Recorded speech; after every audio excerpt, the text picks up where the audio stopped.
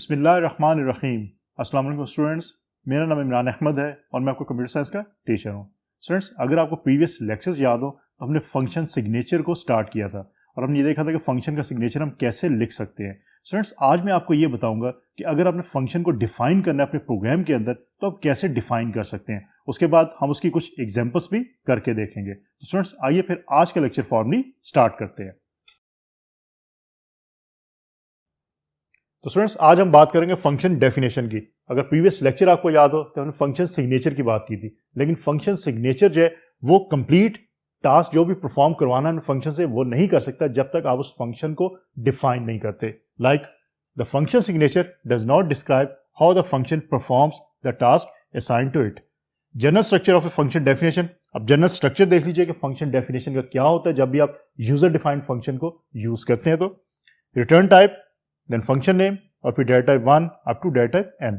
यहां तक तो आपको ऑलरेडी पता है ये फंक्शन सिग्नेचर है। अब इसको डिफाइन करने के लिए बॉडी ऑफ द फंक्शन यहां पे मौजूद होती है। आप जितनी भी स्टेटमेंट्स आपने एग्जीक्यूट करवानी है इस फंक्शन से रिलेटेड, वो तमाम स्टेटमेंट्स आपकी बॉडी ऑफ द फंक्शन के अंदर मौजूद होती है। और फिर जब आप इसको मेन के फंक्शन के अंदर यूज करना चाहते हैं इस स्पेसिफिक फंक्शन को जो आपने बनाया है, तो आप सिर्फ और सिर्फ उसके नाम के थ्रू उसको कॉल कर लेते हैं। आपको ये बॉडी ऑफ द फंक्शन में जितनी भी स्टेटमेंट्स है वो तमाम दोबारा से लिखने की जरूरत नहीं पड़ती। अब देखते हैं एग्जाम्पल के थ्रू कि ये काम होता कैसे है। तो लेट्स सी। तो स्टूडेंट्स, इस एग्जाम्पल को अच्छी तरह समझिएगा, क्योंकि जब आपने भी अपने प्रोग्राम के अंदर यूजर डिफाइंड फंक्शंस को यूज करना है तो आपने भी इसी तरह उसको यूज करना है। तो देखते हैं कि कैसे फंक्शन को हम डिफाइन कर सकते हैं। लाइक यहां पे एक फंक्शन है, उसका नाम है शो पैनग्राम। अब स्टूडेंट्स जरा गौर कीजिएगा, मैंने लिखा है वॉइड शो पैनग्राम और ब्रैकेट है, उसके अंदर कुछ भी नहीं लिखा। अब बेसिकली ये जो लाइन है आपकी, ये लाइन आपकी कहलाएगी फंक्शन सिग्नेचर। अब फंक्शन सिग्नेचर के अंदर अगर आपको याद हो तो हमने कहा था सबसे पहले हमारे पास रिटर्न टाइप होती है। मीन वो डेटा टाइप कि जो भी वैल्यू रिटर्न होगी उसकी डेटा टाइप क्या होगी, इंटीजर होगी, फ्लोट होगी या कैरेक्टर होगी। लेकिन यहां पे हमने लिखा है वॉइड। इसका मतलब है कि ये फंक्शन आपको कुछ भी रिटर्न नहीं करेगा, इसलिए वहां पे फिर आप वॉइड लिखेंगे। और उसके बाद ना ही कोई पैरामीटर आप इस फंक्शन को पास करें, तो इसका मतलब ये ब्रैकेट भी आप एम्प्टी रखेंगे। तो ये चीज याद रखिएगा, इस तरह आप काम कर सकते हैं। अब इस फंक्शन को डिफाइन आपने ये किया है, आपने सिर्फ कहा है printf a quick brown fox jumps over the lazy dog. ये आपके आउटपुट स्क्रीन पे शो हो जाएगा जब भी ये फंक्शन आपका कॉल होगा मेन के फंक्शन के अंदर। तो इस तरह ही काम होगा। अब देखते हैं इसको ये काम होगा कैसे। याद रखिएगा फंक्शन कॉल, आप include header file, then void main, main के अंदर आपके printf hello from main, और देन आपने जो है वो ये फंक्शन जो है इसको कॉल कर लिया। This is call function call. इसको फंक्शन कॉल कहते हैं। फंक्शन कॉल का ये मतलब है कि ये फंक्शन जो है आपका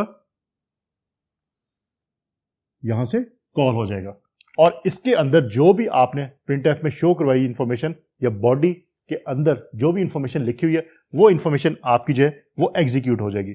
अब याद रखिएगा पहले एग्जीक्यूशन ये होगी, तो आप आउटपुट में देख सकते हैं लिखा हुआ hello from main, as it is जो यहां पे लिखा है वो यहां पे मेंशन हो गया।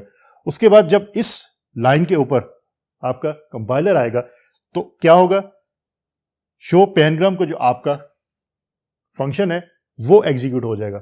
मीन एग्जीक्यूशन जो है वो ट्रांसफर हो जाएगी इस फंक्शन को, और फिर उसके बाद जब इस फंक्शन के थ्रू आपका a quick brown fox jumps over the lazy dog ये लिखा जाएगा, तो दोबारा से फिर आपका जो मेन फंक्शन है उसके अंदर जो भी इंफॉर्मेशन मौजूद है वो एग्जीक्यूट होगी। अगर इसके बाद कोई और प्रिंट एफ आप लिखते हैं तो वो फिर एग्जीक्यूशन होके वो भी आपको स्क्रीन के ऊपर शो हो जाएगा। तो स्टूडेंट्स इस तरह आप इसको यूज कर सकते हैं।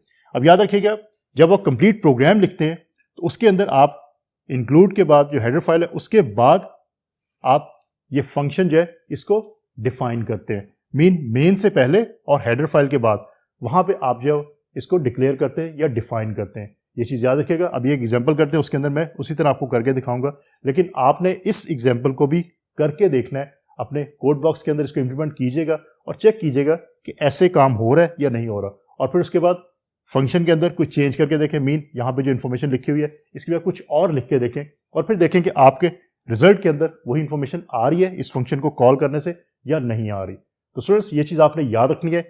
ये फंक्शन आपका क्योंकि यूजर डिफाइंड फंक्शन है, बिल्ट इन फंक्शन नहीं है, इसलिए इसके अगेंस्ट आपके पास कोई भी हेडर फाइल मौजूद नहीं है।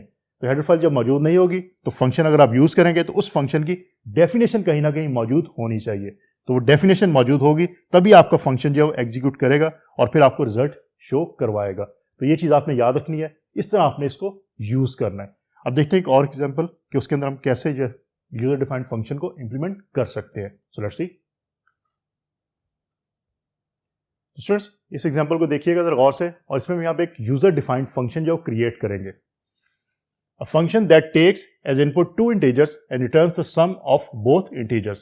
अब ये काम हम विदाउट फंक्शन क्रिएटिंग भी कर सकते हैं, और हमने प्रीवियस लेक्चर्स के अंदर एग्जांपल्स जब की थी हमने ये काम करके भी देखा था। लेकिन यहाँ पे आप इस काम के लिए जो है वो फंक्शन क्रिएट आप करेंगे, क्योंकि हम ये चीज सीख रहे हैं कि फंक्शन क्रिएट कैसे होता है, मीन यूजर डिफाइंड फंक्शन कैसे क्रिएट होता है। सो इंक्लूड हेडर फाइल, ये अब इस फंक्शन की जो डेफिनेशन और इसका सिग्नेचर है यहां तक। तो ये चीज याद रखिएगा, मेन से पहले आपने इसको जो है वो कर देना है डिक्लेयर। हमने फंक्शन का नाम रखा ऐड, रिटर्न टाइप उसकी इंटीजर, एंड देन पैरामीटर जो उसको पास किया वो इंटीजर एक्स और इंटीजर वाई। हमें मालूम है पैरामीटर में हम वेरिएबल भी लिख सकते हैं, और दोनों की जो डेटा टाइप है वो इंटीजर ही है। तो इसका मतलब है कि यहां तक आपको कोई इशू नहीं होना चाहिए, क्योंकि ये काम हम प्रीवियस लेक्चर में भी कर चुके हैं कि कैसे ये काम होगा। So this is function signature. अब इसकी डेफिनेशन क्या है?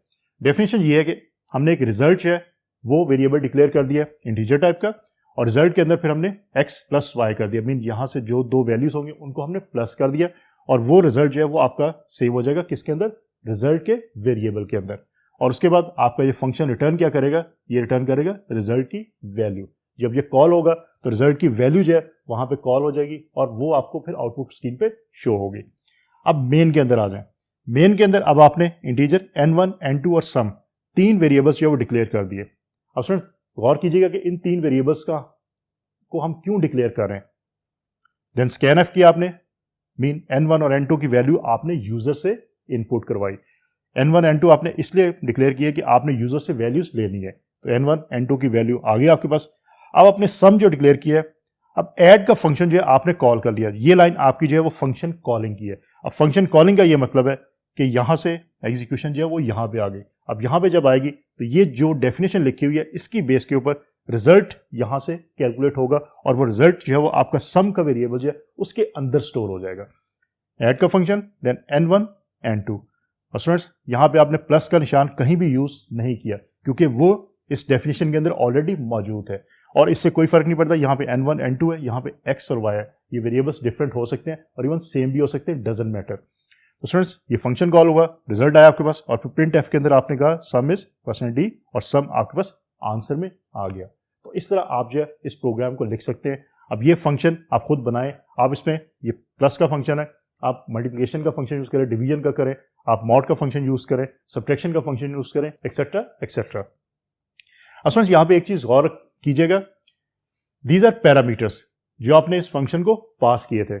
अब यहां पे जो फंक्शन को आप पास करें, these are called arguments, these are not parameters. ये चीज याद रखिएगा, ये बहुत बड़ा एक डिफरेंस है, और अमूमन क्वेश्चन जो है आपके एग्जाम में ये पूछा जा सकता है कि ये पैरामीटर्स है या ये पैरामीटर्स है। These are parameters, these are arguments. तो ये आर्गुमेंट्स है ये आपके रिलेट कर रहे होते हैं पैरामीटर्स के साथ, तो ये चीज याद रखिएगा। लेकिन आर्गुमेंट्स आपके जब फंक्शन कॉल किया जाता है वहां पे जब आप जो भी वैल्यूज पास करते हो वो आर्गुमेंट्स कहलाते हैं। लेकिन जब फंक्शन सिग्नेचर के अंदर आप जो भी वैल्यूज देते हो या जो डेटा टाइप आप देते हो फंक्शन को, वो पैरामीटर्स कहलाती हैं। तो ये चीज याद रखिएगा कि पैरामीटर्स और आर्गुमेंट्स में मेजर डिफरेंस क्या है। अब स्टूडेंट्स इसके अंदर कुछ बेसिक कॉन्सेप्ट्स हैं हमारे पास, उन कॉन्सेप्ट्स को एक दफा रीड आउट कर लेते हैं और फिर देखते हैं कि कैसे हमारा काम होता है। So, there may be multiple return statements in a function, but as soon as the first return statement is executed, the function call returns and further statements in the body of the function are not executed.